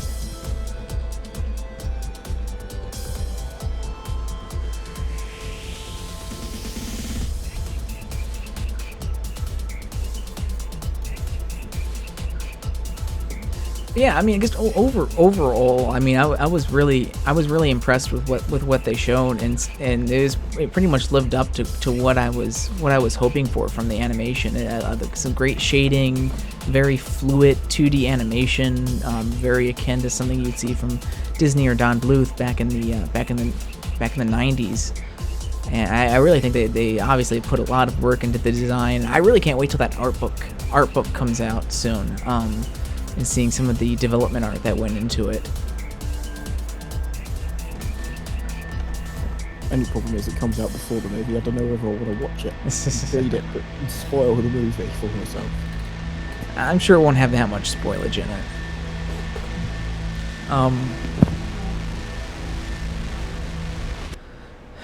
I guess one of the other things, and just in terms of the writers, it's interesting to see how they went with the writing of this movie, and I think I actually like how they went with it.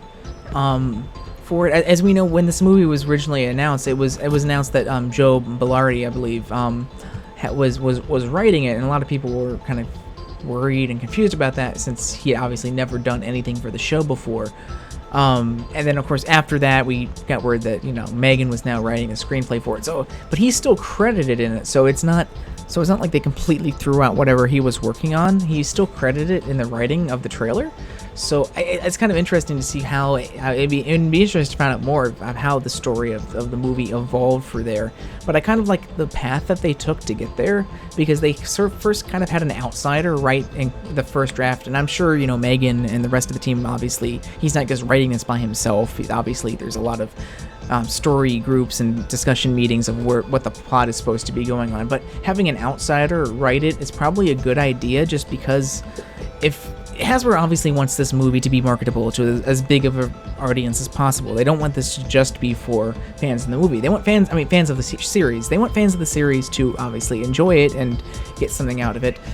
But you don't want to have this movie only be able to be understood by people who watched all the series and watched all 7 series. Ideally, you want people who might have never experienced Pony, kids who might have never experienced Pony, to go into here and enjoy the movie and come out of it maybe going to watch the series or going to buy some toys from the series as well. So ideally, you want this to be accessible to someone from an outside perspective. And if you just had this movie just written by Megan and going in it would probably be a really good movie. But the problem is, from Megan's perspective, been working on the show for 7 years, it's really hard to differentiate and write a story that might be accessible for someone from the outside. So for having that first draft of the script written by someone from the outside was probably a good good place to start. So at least the starting point for the rest of your script work is accessible from someone from an outside perspective. From there, of course, they brought in Megan to write it, which is great because she's obviously been the story editor for a while in the series and wrote a lot of episodes from the beginning. I think she took Lauren's vision and really made it something her own, and really took it on the accelerating panel and kept it being original all these years, and had some really great ideas and great seasons and stories that she worked on. So I was really excited that they at least had her in to do a lot of the script writing for this as well. So she was able to come in from there and really expand upon it. And then after that, they brought in Rita, I forget her last name, Sisso, I believe, who also came in and did, I'm assuming, additional script revisions on it, which is great because not only is that another outside perspective after the original outside perspective, and after the show veteran gets to write a story for it, you bring in another outside perspective from that to again make sure that the story is still competent from an outsider view, but then also bringing in a veteran screenwriter like that to really fine-tune the story and fine-tune the script and probably the timing and pacing of it is another great thing. I think a lot of people, at least from what I've seen, they don't understand the whole screenwriting process, see multiple writers on the film like that, and think something's wrong, like, oh, the first script must have sucked, so they trashed that person and brought a new. No, there's a lot of films that have like a single writer and director, like, a very very art pieces and stuff like that. But for a lot of big budget films, and especially in some of the best animated films, it's going to be a group effort. There's going to be multiple screenwriters. They're going to bring in different screenwriters to do revisions, bring in new ideas. If you look at the number of writers on any of the great Disney movies from the 90s, or any movies from recent days, and you'll see that most of them have tied to them, or like Pixar movies, they'll have tied to them like 3 or 4 or 5 different writers. It's something that's, I think, very important to a lot of screenplays, unless it's like one person's big artistic vision. I think it's important to have those screenwriter revisions and bring in additional views and different ideas to the script to help make it the best it can be. I think that's probably one of the things that, if you compare the original Star Wars movies to the prequels, where the original ones they brought in different screenwriters for, and of course the prequels were all screenwritten by Lucas himself, and that's kind of the problem you run into. So I see and look at the people that they brought in for the screenwriting and the order that they did it. It merely makes me feel good about the writing of writing and story of the movie, because they brought in those people. They brought in multiple people to write it at different stages in production, to look it over, to look over, make changes. And of course, Mike Vogel is also, we found out more recently that he is also credited as a writer, which is fantastic because he also has a long history with the show, and he had some of my favorite episodes from season 6. So it's cool that they brought him on also to help with the writing and contribute story ideas and stuff. So I think and from that respect, I'm looking forward to like a pretty strong story that hopefully is going to be very accessible for both people in the fandom and familiar with the show, etc., and maybe for people that this is their first foray into the world. Yeah, like Matt said, she previously did the script along with a lot of other people, and for both Toy Story 2 and Mulan as well. So again, it's nice to have that kind of a veteran screenwriter on the staff as well, since, like we mentioned, Megan and Mike and them, and even Joe haven't done a ton of screenwriting work. Joe had done more than Megan does, so it was good to have him as first, but it's good to have some veteran screenwriters as well. Joe did apparently write the very first sort of test screenplay for the 4-5 stage film, but he ended up not being credited for it, so I'm guessing there was a lot of heavy rewriting. Yeah. It was probably one of those things where they may have taken the film and decided to take the film in a different direction than they had originally plotted out the plot to be. That's what I'm assuming, yeah.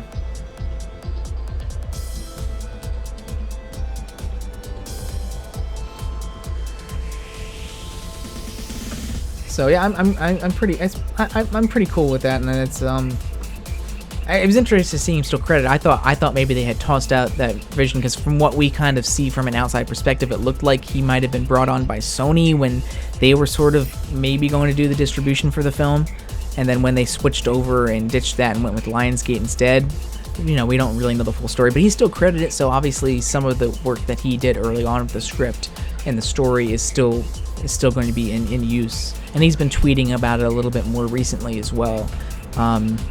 He did an AMA on Reddit about one of his new books and had some pony-related questions in that as well. So obviously some of his work did carry over.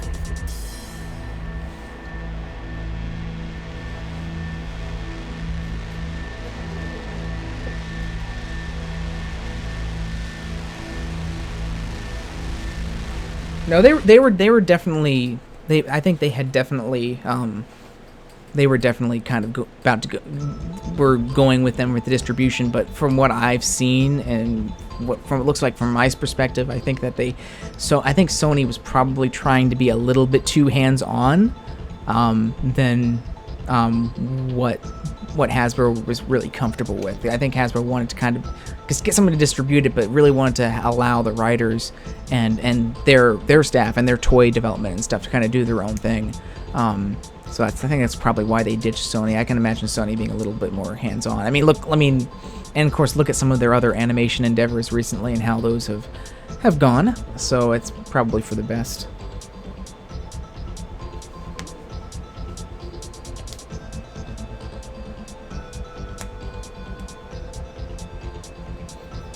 Yeah, I believe they were discussing Joe and stuff in those emails as well, and bringing on screensavers and him as a screenwriter. I doubt it was something like Resting Control, but I think as a distributor, being that they would be putting up money for it, I think that they wanted more control and say over what was happening in the plot of the film than Hasbro was really comfortable with. I mean, this is all guesswork and hearsay, but it's that seems about right. Why they might have been going with them, and of course the history with Sony is also distributing all the soundtracks, including the movie's soundtrack as well, which is interesting.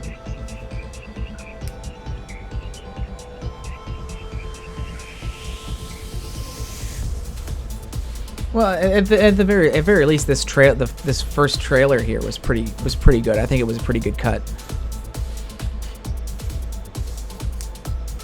I think Hasbro. I mean, we've seen Hasbro take the lead with a lot of marketing before. I forget what it said. They mentioned this in one of the conference calls originally when they had announced what Lionsgate was doing. I think Hasbro might be still eating up a lot of the marketing for it, with the Lionsgate just handling getting it to theaters and actually the actual distribution. We've of course seen Hasbro do similar things with a TV show where, Discovery Family and whatnot has done some advertising, but Hasbro has done a lot of the better advertising just themselves on, posting stuff to YouTube and whatnot. And I think that's one of the things I'm really looking forward to this movie the most, and something that really shined in the trailer is just the amount of effort that's being put into it. I mean, this is a lot of, first foray into, 2D animation. 2D animation is big screen is just not something that's done that often anymore, and just, bringing all these things. I mean, if you look at a lot of the animators they have listed, a lot of them are veteran animators on the show that have worked for, worked on different Disney properties and done Blue films and stuff like that as well. And we have a lot of veteran storyboarders from in the same boat, as well as storyboarders from the show itself. And so there's a lot of mix of new people with kind of veteran and movie, feature film animation, as well as, people who've worked on it coming from the show world. So it's a nice mix, and just the amount of effort put in. I think that's one of my favorite things that I really enjoy about the show itself that's carrying over to the movie here is, again, just the effort, and you can really tell that there's a lot of care and effort. This isn't just something that's being produced just to sell, just to sell toys and as a paycheck. There's plenty of shows out there that are, don't try that hard, and they're just kind of there and to sell toys. But Pony is one of the shows that's really different. There's a lot of great animated TV shows on the air, don't get me wrong, right now, that put a lot of effort into it. But Pony is at its core a show to sell toys, and that's something that's always spoke to, I think, to a lot of the people in the Brony fandom ever since it first came out, was just that Lauren did when she first brought on, and the rest of the crew, and they've just continued it since then, was really taking the show seriously and really using it to showcase their talents and what they can really do, and giving it their all on the effort that and actually putting an effort and care into the show. And that's really something that's really stood out to me, even in episodes that I may have not liked as much. I can still see a lot of effort put into a lot of different aspects, and that's one of the reasons why I think Heartswarming Tale is still my favorite episode of the show, is because that just signifies what I like, everything I like about the show, including just the amount of effort that was put into that episode in terms of the location and character and costume designs and music and etc. And it's something I'm seeing again here in the movie, and it's something I'm really looking forward to seeing, sort of what the show staff's going to be doing here, and with more of a budget and more stuff, but still really caring about the production. So I'm happy that they brought Jason on to direct it, and he's been kind of manning that since he's the original director of the show. And it's a show that's made to sell toys, but it doesn't just seem like some sort of throwaway thing, like a lot of other animated movies recently have been that just sell toys, like the Minions movie, stuff like that. It seems like it's going to be a legitimately good movie experience, and just seeing great 2D animation again is fun.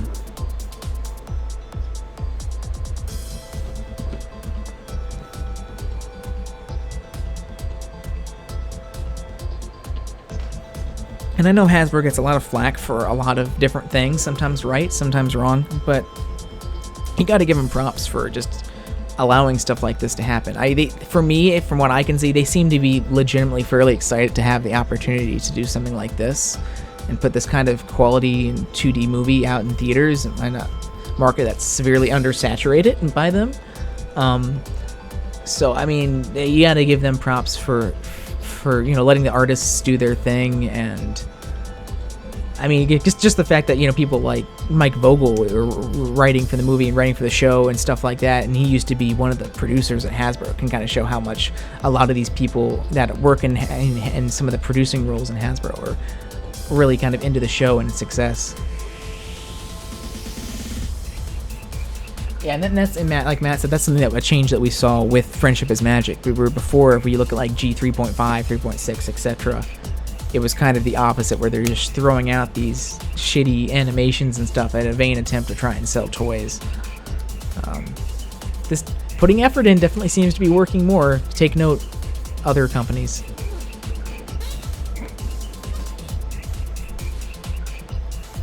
Yeah, you got to appreciate just the amount, not just the amount of effort, but the amount of money that they have to be throwing into this. They must be, with advances in digital technology and Toon Boom and stuff, it's definitely cheaper to do this than back in the days when, you do ink and paint and stuff like that, and back in the 90s and Disney movies before that.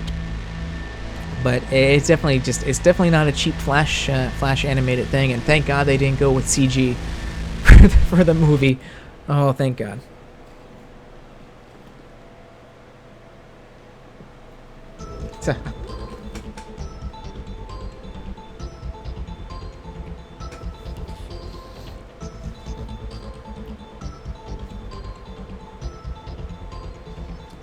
And I've definitely seen like a DM12's mentioned up there. I've definitely seen a change in terms of their toy lines too, as recently. They've definitely upped the effort put into their toys. They've always been okay, but in recent years, between the new molds and the different lines, like the collector's edition stuff and the Friendship is Magic collection line and the Guardians of Harmony toys, they're definitely kind of expanding the amount of toy lines, and also just the amount of the quality of them as well, which is really cool.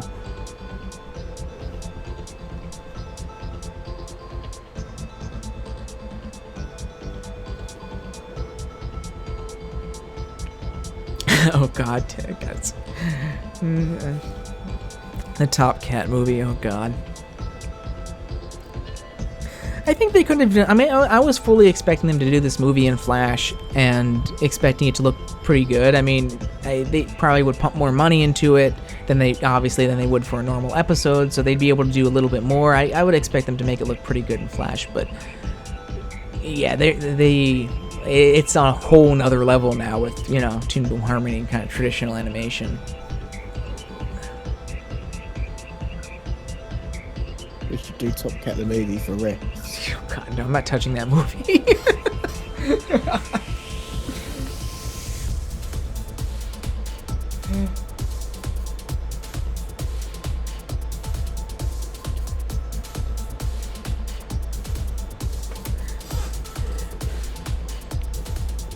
I really hope in the I wasn't really expecting it that much in this trailer, just because I know they just wrapped production of the score recently. I'm really hoping I'm assuming it will get a second trailer a little closer probably to release.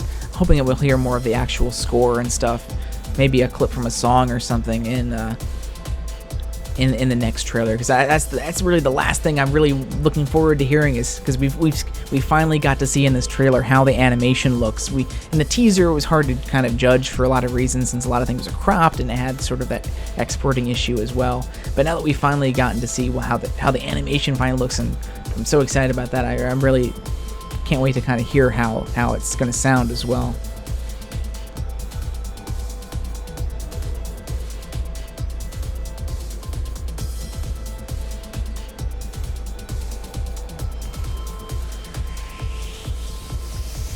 I'm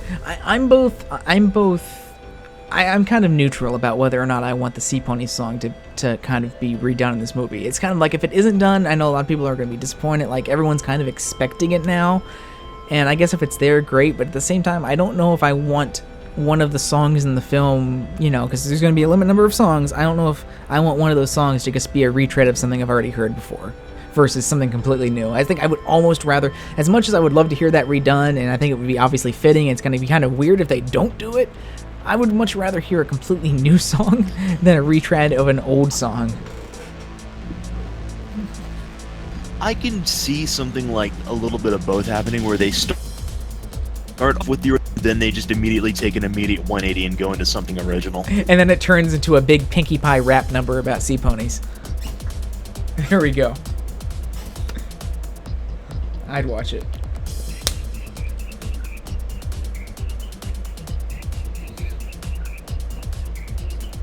So yeah, hopefully we get another trailer. I know that there was some things that were showing, like there was a short, like 1 minute something trailer that had also been approved at, like, in Germany or something.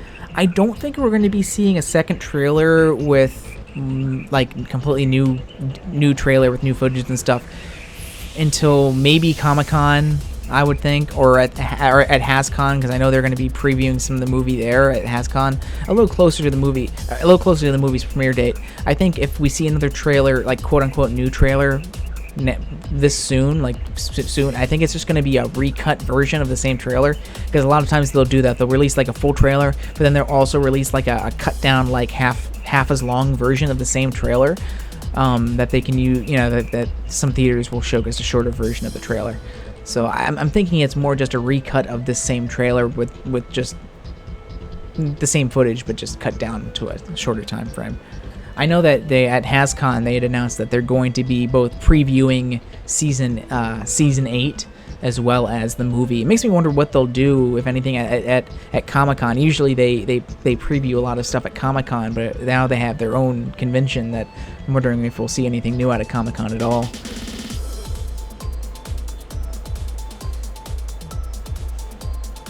Hasbro just like bend up. Gonna have my own con with blackjack and hookers. With Applejack and hookers.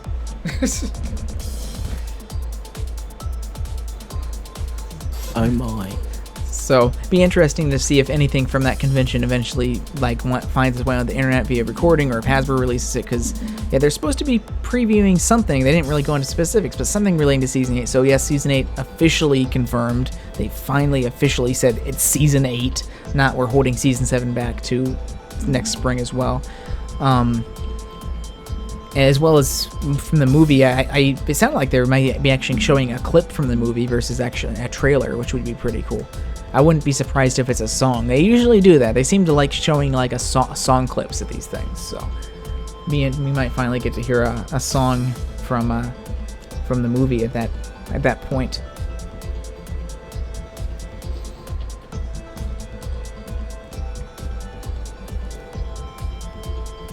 Yeah, it'd be interesting to see if the other trailers, maybe future trailers, will focus on some of the other characters more. Because, like we mentioned, we barely saw Capper or any of the Sea Pony characters, or the Storm. Really, the only villains we saw were Grubber and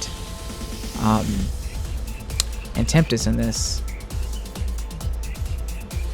And the Storm King very brief. I mean, like I said, briefly. We saw the other ones briefly, but not that much. So. And hey, fans, guess what? Even though we have all these guest characters, guess what? The main 6 are still the main stars of the movie because they were featured the most in the trailer. So don't worry about that. A lot of people see all these guest stars and they're like, oh god, it's just going to be guest star after guest star and we're never going to see the movies. No, it's just obviously the movie's going to introduce a lot of new characters and they just got, famous guest stars to play all of the new characters. That's it. So... Oh god, rarity so great.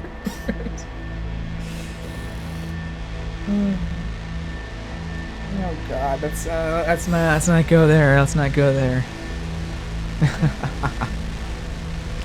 So, is there any final discussion? Any points that anyone wanted to bring up for discussion before we kind of end this? Because we've been going on quite a bit longer than I thought we would. Guess I should have expected that, but.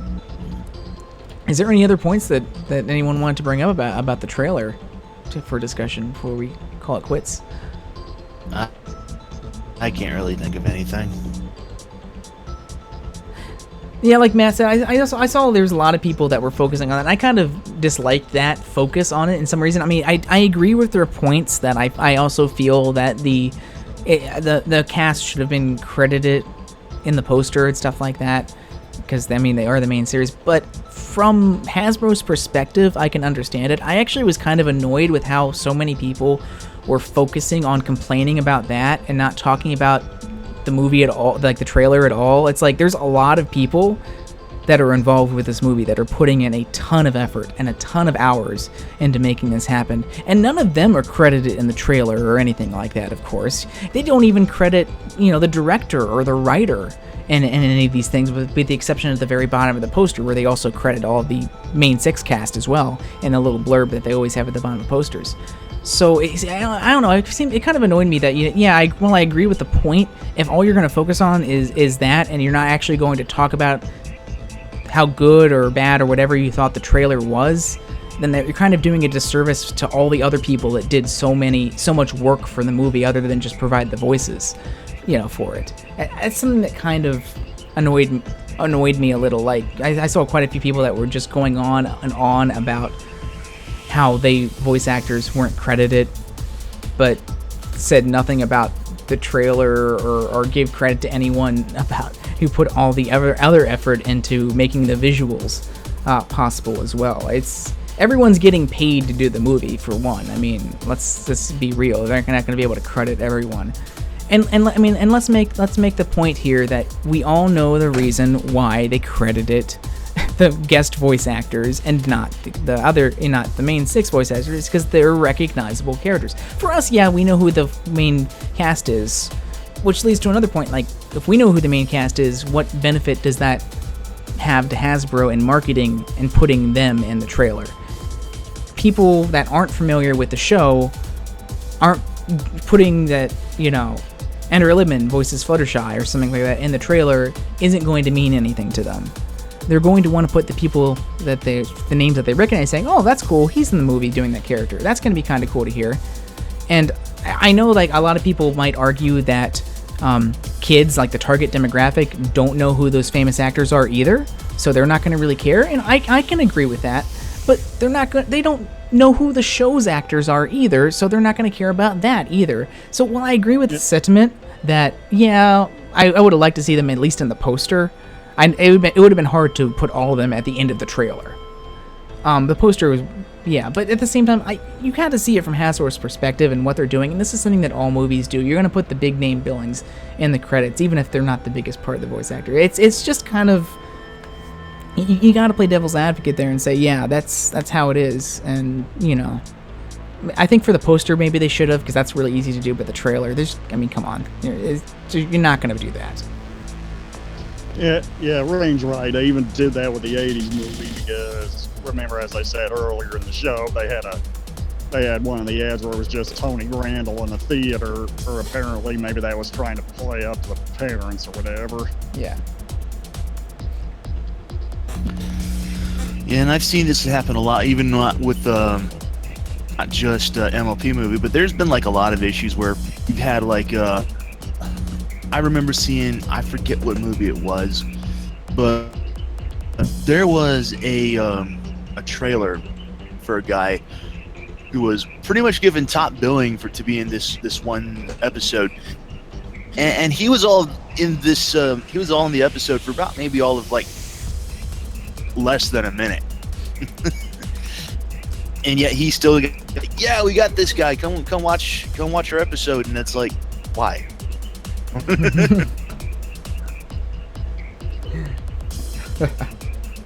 But I mean, but with something like this, I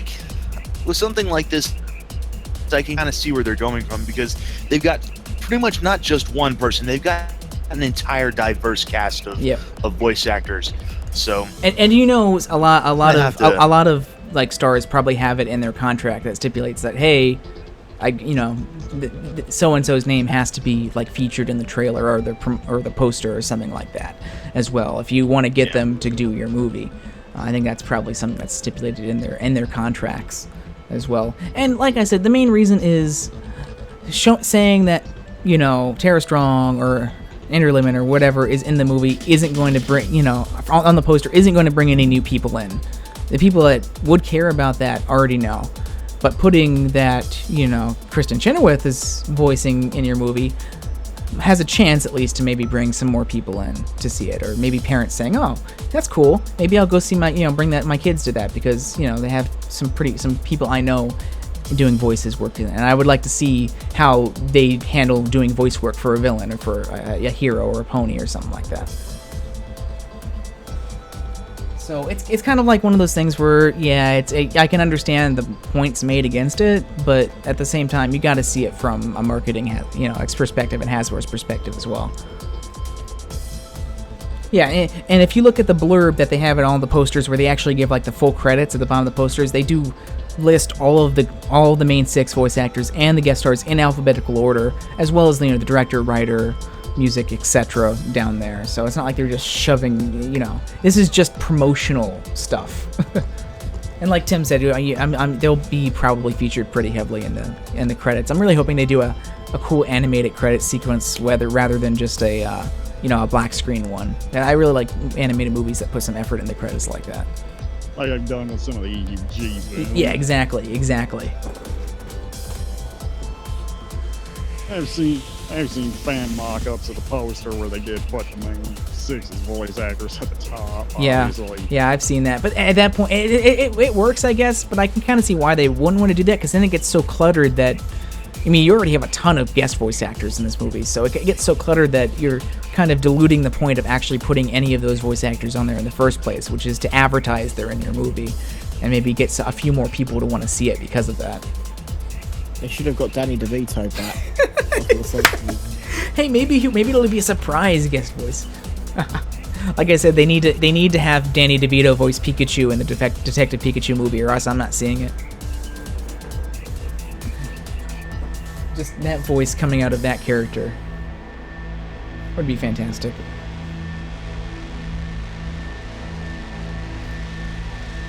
So any other points that anyone else wanted to bring up? I'm glad someone brought up that one, because I forgot about the voice actor situation thing. Any other points of discussion that anyone wants to bring up for the movie trailer? I think I'm good. I think we discussed most of everything. I guess in conclusion, for me, if everyone wants to kind of give concluding thoughts, I'm looking forward to even more. The trailer is pretty much everything I was kind of hoping it would be. We got to finally see the animation in its full form, and it looks absolutely spectacular. I'm not gonna say, oh, it's better than Disney or Bluetooth, but it's up there. It's at those levels. It's better than I was expecting, and I really love the fluidity of it. The character design, actually seeing the main 6 animated in that form, was, I think, a little off-putting to most people, myself included, at first. But once you get to the part, I think it's right at the part where Brian gets squished and and Party Favor comes in and says, "Brian, no." I think that's when I really kind of got adjusted to the style, and it really started to look really good after that to me. But yeah, I'm really looking forward to it now. I really liked this trailer song when that song came in there, and you kind of have this like funk pop song there. That's when it really hit me that this was like a legit movie that's coming out, because that's like a standard trailer thing. You have that really poppy licensed song that comes in at one part of the trailer to really build up your hype and match the action and whatnot's going on in the scene, and it fit the trailer really well. And that's when it really kind of hit me when that song came out, like, oh man, this is like a big budget like animated feature film that's coming out here with it. That got me personally really excited, just as a kind of like an animation geek inside of me.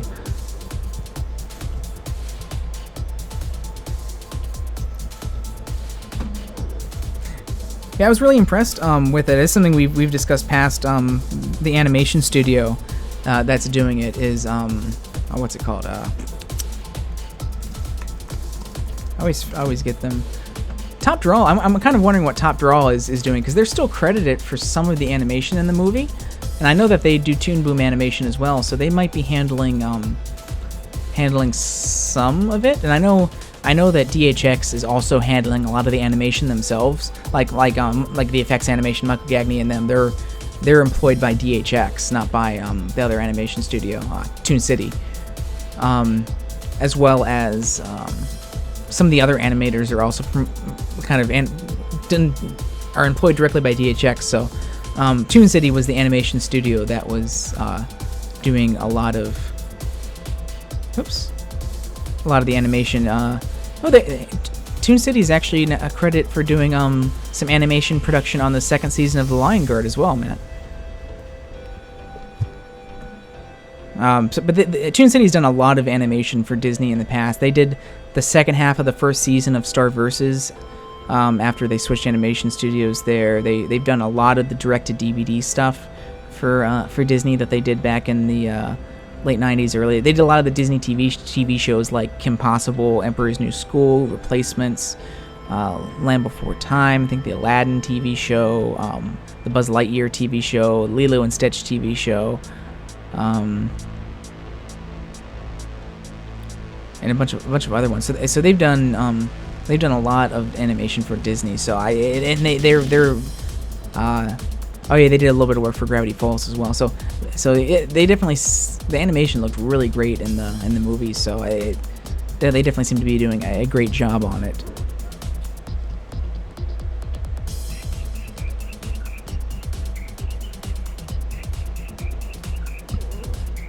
So any other final thoughts from anyone before we end it?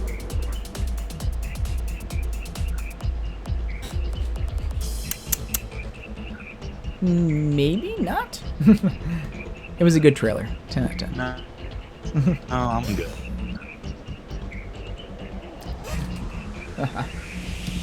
That's a good question, Matt. I think they looked okay in this movie, at least, in this trailer at least.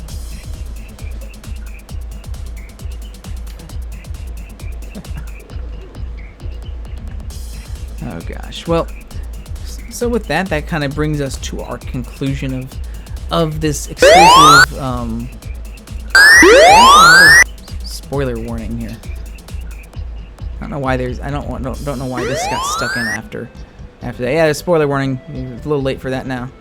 Oh, why did it go backwards? Okay, there we go. so yeah.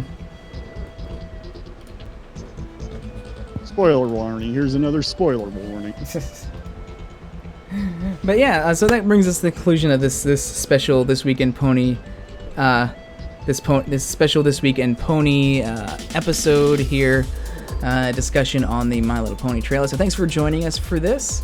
As always, if you for our normal This Week in Pony episodes, if you have any news that you want to submit, or fan works that you might see, like especially fan works on the artwork that you might want to see featured on our show, you got the links on the screen there. Or if you want to ask us a question for our normal question and answer sessions at the end that we normally have at the end of our TWIP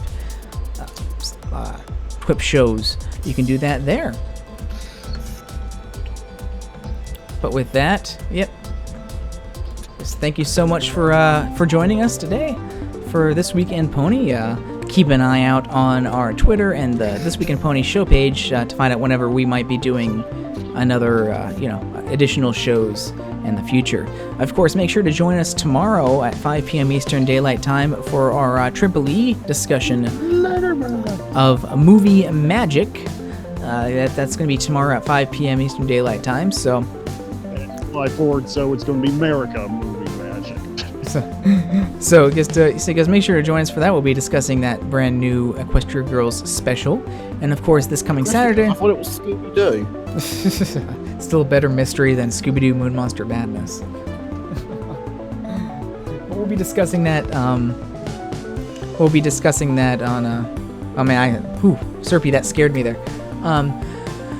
We'll be discussing that on Triple E tomorrow, and of course this weekend we'll be watching Mirror Magic, the final of the 3 Equestria Girls specials this weekend at 11:30 Eastern Daylight Time, and of course we'll be having our CQ riffs as we announced last Saturday. If you missed it, we'll be having a new CQ riffs this Saturday as well on Star Wars: The Third Gather's Backstroke of the West, which is the Chinese bootleg dub of the third Star Wars prequel. So that's going to be interesting. It's kind of something new that we haven't really kind of done that kind of thing before.